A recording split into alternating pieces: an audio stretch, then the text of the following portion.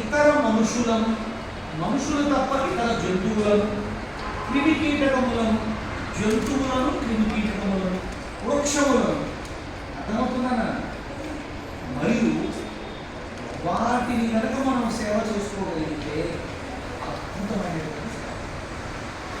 ఏమంటారు? భూతభావం. ఈ 5 మాత్రం కంప్లీట్ ఎలోపు తెచ్చుకోవాలి. ఏం కంప్లీట్ ఎలోపు?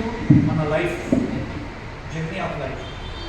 చదువుకోవడం, వ్యాపారం చేయడం, డబ్బులు రావడం, ఇవన్నీ కామన్గా. ఇప్పుడు మీరు చదువుకుంటారు, నేను కూడా మీలా ఒకప్పుడు చదువుకున్నాను, స్టూడెంట్ దాకా, స్కూల్ కాలేజీలో పెద్ద అయ్యాము, పెళ్లి చేశారు, పిల్లలు పుట్టారు, నేను టీచర్ అయ్యాము, సంథింగ్. మీరు కూడా future. It is called a cycle of life. But ఆ సైకిల్ ఆఫ్ లైఫ్లో ఏముండాలి? That is very important. రుణం తెచ్చుకోవాలి. రుణం ఉండదు, ఎవ్వరికి రుణం ఉండదు, పర్వాలా. కొందరి రుణం తెచ్చుకోకుండా మనం చనిపోయినా పర్వాలేదు.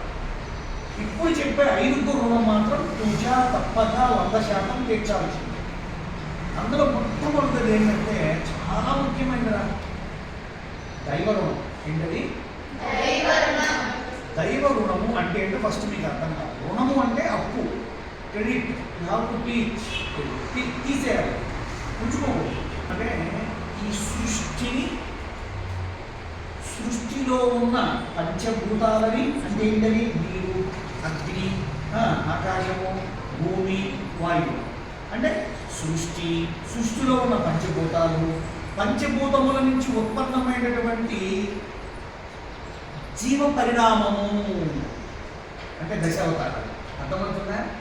అంటే దేవుళ్ళు అంటే ఎవరు లేరు, అవతారములే. పంచభూతములని మనము దైవము అని పిలవాలి. అంటే గుణము అంటే నాన్న అని కాదు, అమ్మా నాన్నలను మాతృపితృవులు అంటారు. అంటే సంస్కృత పదం. పితృవు వీళ్ళకి పుట్టడం వల్ల.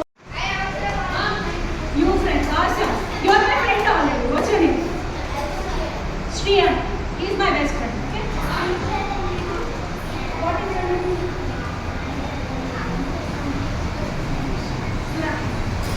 Baksha. First time I am listening to Baksha. I like the name.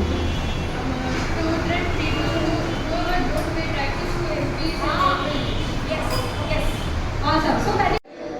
Om Sarvesham Swastirбhavatu.